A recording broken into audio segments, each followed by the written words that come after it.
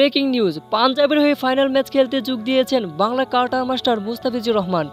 আর ফিজকে কাছে পেয়ে আনন্দে খুশিতে ড্রেসিং রুমে প্রীতি চিন্তা পাঞ্জাবের এক এমন উন্মাদনা ও উত্তেজনা যা মুহূর্তে ভাইরাল নেট দুনিয়ায়।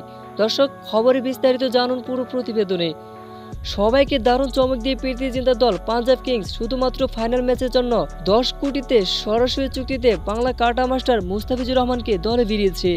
আর তাই আইপিএলে পাঞ্জাবের টিম হোটেলে প্রবেশ করা মাত্রই ফিজকে সবাই বুকে জড়িয়ে অভিনন্দন ও শুভেচ্ছা জানাচ্ছে, যা দেখে সবাই মুগ্ধ। দর্শক, মার্চের 22 থেকে অবশেষে 3 জুন আইপিএলের 18তম ফাইনাল দীর্ঘ টুর্নামেন্ট শেষে নতুন চ্যাম্পিয়ন অপেক্ষা।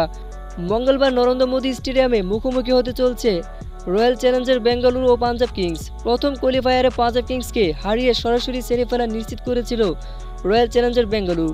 তেমনি দ্বিতীয় কোয়ালিফায়ারে মুম্বাই ইন্ডিয়ান্সকে হারিয়ে ফাইনালে উঠেছে পাঞ্জাব কিংস। দর্শক, আর তাই তো ফাইনালে রয়্যাল চ্যালেঞ্জার বেঙ্গালুরুর বিপক্ষে চ্যাম্পিয়ন হতে এবার সবাইকে আচমকা চমক দিয়ে প্রীতি চিন্তার দল Punjab Kings Bangla cutter master Mustafizur রহমানকে সরাসরি চুক্তিতে ফাইনাল ম্যাচের জন্য দলে ভিড়িয়েছে।